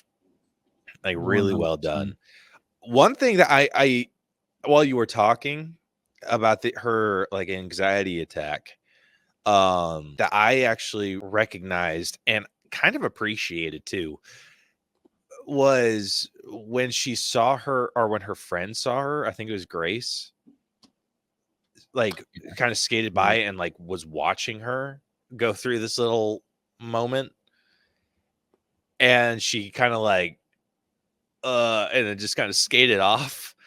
I'm glad that she didn't go and like try to console her, because I feel like you could have easily had that, like something like that happen.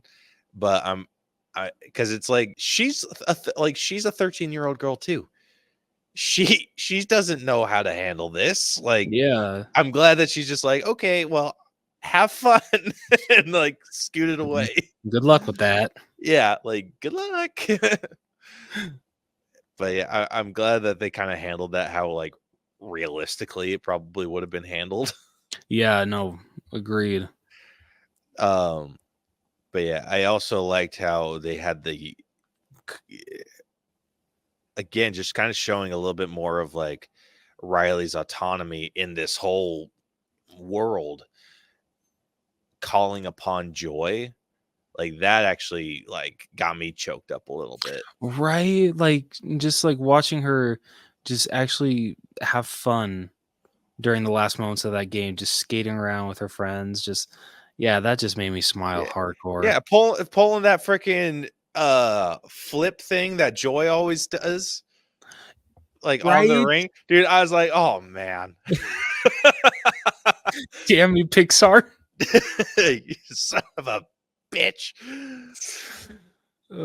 Yeah, super well done. This was a really great character arc, and this is one I'm probably on the same. I might be a little bit lower than acting on this one, just a hair. I'm probably like a 90, like a solid 90. I think I'm gonna match my acting with it for a 92. All right, next up we got animation, which is looking at this, the character design exactly the same as the first. I like that the change of the multicolored memories on the back. Yeah, definitely. Yeah, I like how they added that. And I also like how there are some that are just solid. Like, because I mean, I just looking in this picture right now, there's a solid red one, red and yellow, green, purple. But I like how they're getting a little bit more bundled together, because I rewatched the first Inside Out so many times this week before we went and saw the new one. And I noticed that about the parents. The parents were all kind of like grouped together and like really organized. Like it was always like a bundle of 5 with the dad. It was like a bundle of 5 with like purple, bundle of 5 red, and like all these other like different colors. So I liked how everything's kind of more closely grouped together. But yeah. And then getting into the new characters, we got embarrassment, anxiety, envy, and ennui. I was so hesitant about ennui. Same here. But I liked how they turned the whole phone being a control panel app. Like I love that shit, dude. Right? It was so good. Yeah. And then everyone was just like design this, and this is going to be part of like the character design. Everyone was just designed so well. Seriously. Like I love that not only the core 5 or original 5 stand out so well, but these new ones do as well with their designs. Love it. Yeah. Especially anxiety. Yeah. But like the animation on this was really good. This is I have a hard time like giving 100% animated movies 100 each time, because each animated movie looks fantastic, but I don't know if this one stepped up the animation more than the last. And that's kind of more or less what I'm looking for, is if they stepped it up. And other than maybe like, I mean, the sun rays looked good. The sweat, like when Riley was all sweaty and everything, like like you could see it on her skin.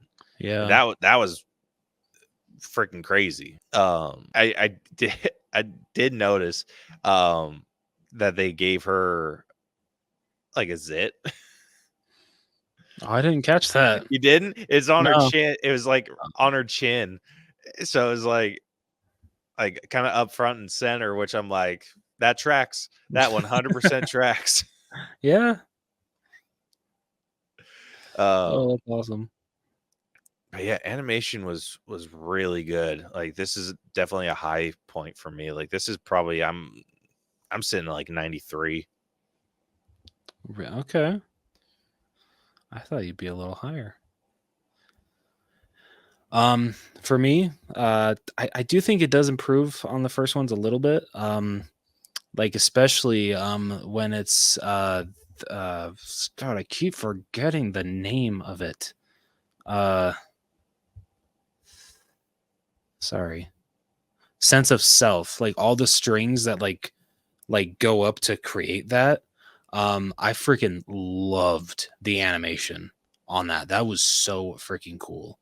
And when we got to the literally avalanche of bad memories, them writing that looked beautiful. And so I feel that personally, like, you know, I was telling Caleb this, like, it's not like a huge step up from the first Inside Out, because I feel that Pixar's animation like hasn't like it's improved. It always improves, but comparing 2015's to 2024's, it still looked great in 2015 and it still looks great here. I feel that like big, like huge changes would be like if you're looking at the animation between like Toy Story 2 and Toy Story 3. Huge changes here. Like, yeah, there's definitely some changes. The characters look more vibrant. You know, there's definitely clear upgrades in animation, but I feel that like it's not exactly that more noticeable compared to other sequels and their original movies. That's not a bad thing. Like both animations in both movies is fantastic. And so I loved the animation in this one just as much as I did the first one, if not a little more, just because for me, I do feel it's just a little upgraded. So I think that I am going to go I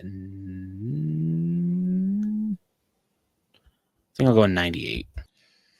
Yeah, I think while you were talking, I think the only reason I am not quite up there is because I felt like maybe they nuked some of the scenery a bit. Okay. Like I'm thinking, just for example, Imagination Land. I would have the first one, we saw so much of Imagination Land. Yeah. But in this, all they showed was like the French fry entrance, I guess, the French fry forest, and then we saw the Pillow Fort, and then that was it. And then they go and run away, and then they have this stream of consciousness, which wasn't as grand of scale as everything else. That's fair. So I think that's what I was lacking in this. It's just the grandness of the scale. That's completely fair.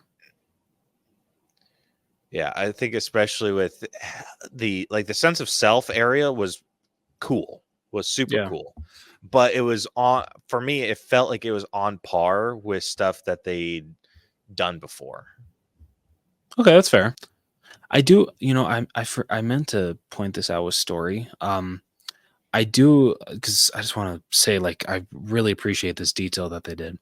When they're showcasing the islands of Riley's personality once again, and I think it's Sadness that asks, like, "Oh, hey, where's Family Island?" Or maybe it's Joy. I don't know who asked it, but they're just like, "Oh, it's just right there," and like, it's like it's a lot smaller than what it was in the original compared to the other islands, but you appreciate that one, it's still there. Like, family still matters to her, but she's 13 now. She's a teenager. So yeah, she's going to fight with her parents. She's going to say, "Oh, you're ruining my life," stuff like that.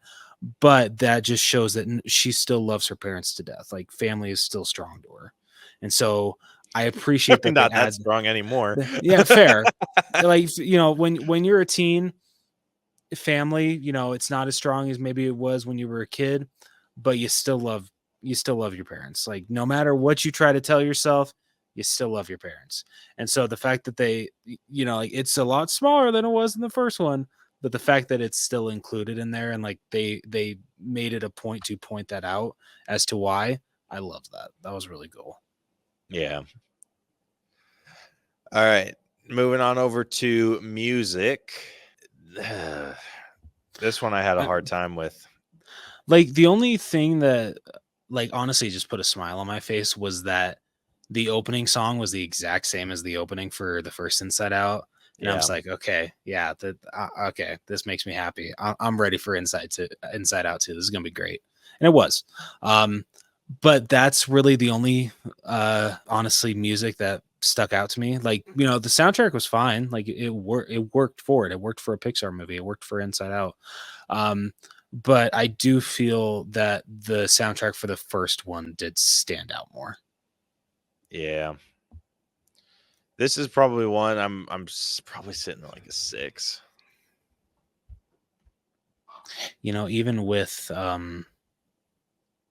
the beginning. Yeah, like, that's including the score. The score is like, that's like even like including that, like, I'm at a 6 as well. Like as much like enjoyment that brought me, as much as that put a smile on my face and like got me stoked for Inside Out 2, it doesn't push me to a 7. I think 6 is a perfect score for music. Yeah. All right, next up we got character design. This was perfection. Yeah, which, just going back to these characters, like, I love how Envy's just this tiny little thing with just the biggest eyes. So adorable. Yeah. And then Ennui just kind of being like a super, like, it's almost like a line character. Yeah. Like, he's just very slender, just almost like borderline snake. I like that. Yeah, I really, really like that a lot. I think when they first like showcased the design of Anxiety, everyone said that she looked like I think like a freaking puppet from like it was either the Muppets or Fraggle Rock or Probably something. Fraggle Rock. Okay, yeah. And yeah, now I can't unsee that. But yeah, I just Googled Fraggle Rock. Yeah, there's a character that looks exactly like Anxiety. that's hilarious. But it's a great design. She looks fantastic. And even Embarrassment, I loved his design, even though he doesn't talk except for towards the end. Just every single time he just throw up his hood and then pull his strings down was just freaking great. I loved it. Yeah. I liked how anytime he would like kind of dive for cover, like you'd see his little butt crack. Yeah, that was so great. This is really good. I liked Embarrassment a lot. But yeah, my personal favorite of the new, was it just these 4? So it was these 4 and then Nostalgia, but That's right, Nostalgia. Yeah. I keep forgetting about her. But yeah, my favorite of these main or these new secondaries, I have to give it to Envy. I gotta give it to I Anxiety. I personally. love Envy, but yeah, dude, Anxiety is really like, I love like the big mouth aspect to her design, because she's able to show just like happiness and like just dread so well. Yeah. And I know that I'm not sure if we like pointed it out before when we've talked about the trailers or whatnot, but I love when someone pointed out that when she's like, "Oh, where do we drop our stuff?" And it's like, "Oh yeah, Anxiety just has all this baggage." It's so perfect. Yeah, I love that shit. But yeah, so taking into consideration the originals, which they have exactly what I'm looking for in character design, is a solid silhouette. I could tell you any single one of these 5 based off of their silhouette alone, and probably could do the same with all these secondaries too. Yeah, same. Yeah, same. Even on Wii. Yeah, like man, this one might be. I'd probably be at like a 9.5. Where would you be sitting? I'm personally at a 10. Out of 10? Yeah. I'll give you the 10, because Okay. my 9.5. If you would have gone 9, I would have given it a 9. But the 9.5 is more. Any half points, I would say, like from now on, it should be like if you're good going either way. Yeah. Because I could go either way. I don't want to like, it's slightly above a 9 for me, Okay. but I wouldn't want to bring it down from whatever you gave it. Appreciate that. That's what my 9.5 means. Okay. All right. Last up, we got our own personal scores. I personally feel that you should take this one first. Oh boy.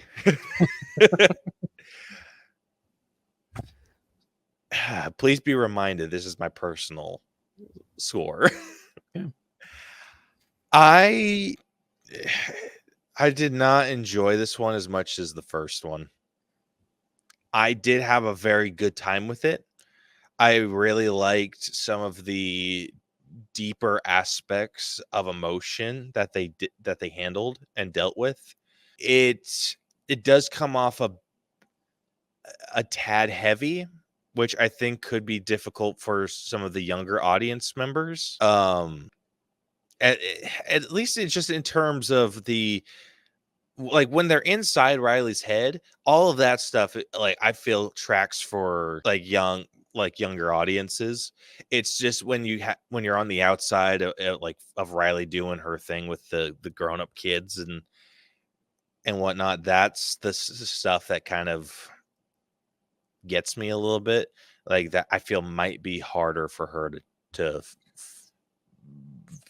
play along with. Which, nothing against the movie itself, it's just the target audience here, it seems a bit skewed in a way, and I just like something like to address that a little bit. But overall, I felt it was a really well done, heartfelt story, and I had a really good time with it, despite anything that I've said right now. So my personal score, I think, would be at an 86. Oh, okay. All right. Fair enough. So for me, I was very hesitant about going into this one. I didn't know if it was going to live up to the first one, if it was going to be worse. Just a lot of fears, a lot of anxiety. When it came to, when it came to Inside Out 2. But it it honestly surprised me. To me, it's a sequel that stands on the same level as its first one. Just all the new emotions are great. Um, all the original returning emotions are great, and just everything that this story does with Riley is just, I think, great. I completely understand where Caleb's coming from, because the demographics for Inside Out and Inside Out 2 are definitely way different. Um, and I kind of appreciate that a little bit. I don't know, I kind of liked that.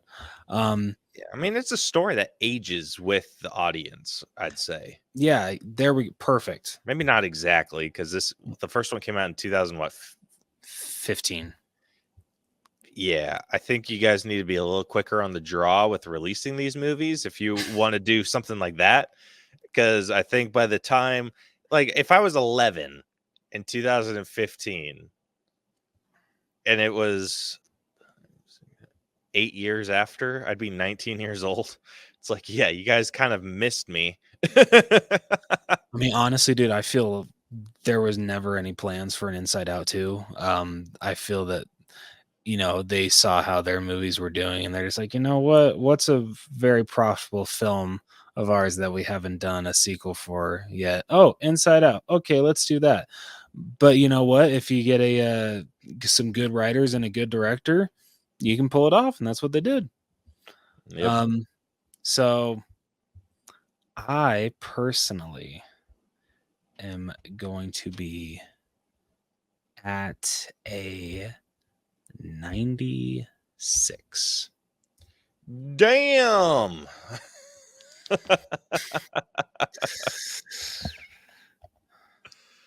All right. Well, Hey, you know what? through the Sorry, I just want to point this out. That's actually lower than the grade that I had told Sammy initially, because I told her I think my initial grade is going to be a 98, but talking about it, I did talk myself down a little bit, so you got to give me that. All right.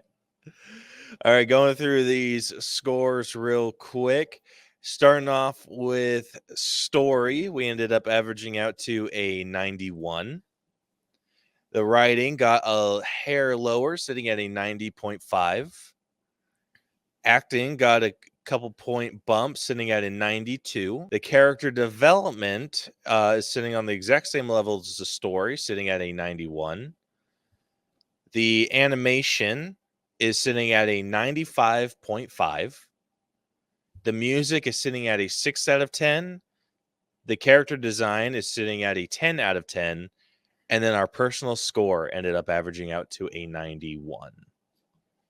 So Okay. with that, the final All Bros letter grade for Inside Out 2 has come out to A-. All right, I'll take it. Dude, I was so worried this was going to get bumped down. Dude, I would have rioted if this got a B+. I'm going to let you know that right now. If this was not an if this did not land an A tier, I was going to be out. Oh man. Yeah. Let's see real quick. Just categorizing that one real quick. So this is sitting at a 90.75. Okay, wow. Yeah. So this is definitely one of our. It's higher up on our list for sure. So this is sitting at number 33 out of 42 A- movies. Okay, it's not bad. Yeah, it's not bad at all. Like, it's really solid placement. So 90.75, it's sitting on the exact same level as Promising Young Woman. Okay. I mean, I would rank it higher, but Yeah. Two very different movies, though.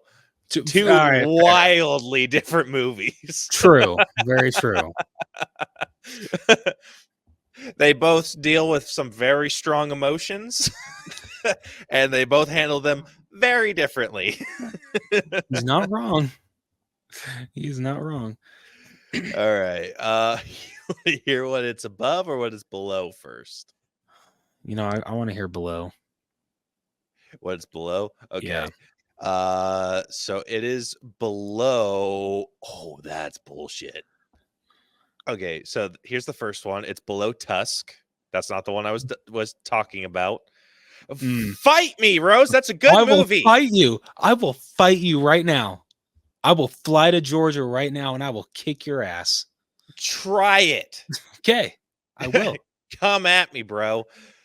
Here's the one that I'm like, ugh. It's below Turning Red. And I bet you I could tell you why.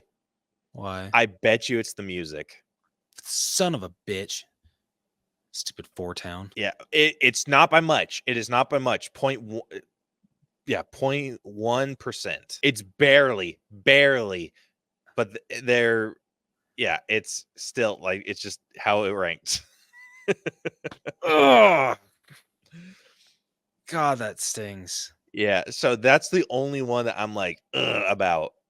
And I know that you're a little bit about Tusk and Turning Red, but not whatever. just no. Tusk is like, whoa, okay, yeah. No, Turning Red, I'm like, like sucks. Like Inside Out 2, I feel is definitely better than Turning Red, but like Turning Red is also very good. Yeah. Here's some that I absolutely agree with. It is below Kingdom of the Planet of the Apes. Okay, yeah, I can agree with that. Yeah. It is below The Holdovers. I put them on the same level. Cannot, dude. Don't even freaking try. It is below Puss in Boots: The Last Wish. I have a hard time with that one too.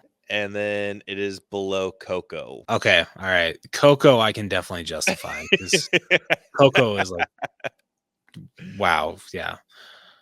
You know, it's funny when we, because I meant to ask your opinion before we recorded, or like days ago, and I was like hoping like you were gonna like be on the same level as me, and like this shit was gonna like rank upwards of like freaking Across the Spider-Verse, like it was gonna be super high. Not even close. That didn't happen. Not even close. I was like, son of a bitch.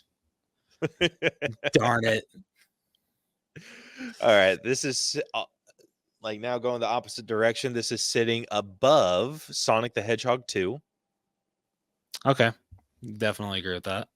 It's above Doctor Strange in the Multiverse of Madness. Oh yeah, 100% agree with that. It is above Little Women. Okay. It's above 1917. That's fair. And it is above Us. Yeah, that's fair. All right, and then just should be above Tusk. What? Who said that? Yeah, then just for shits and giggles, we haven't fixed that yet. Never mind. Oh yeah, sorry about that. I was gonna do the categories, but it's still a little messed up because sorry. I just typed in Disney and it showed Mutant Mayhem, and I was like, nope, that's not right.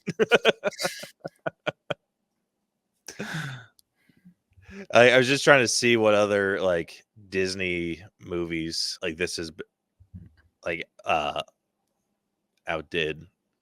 Yeah, our number one I think Disney movie is Coco. Yeah, pretty sure it's Coco.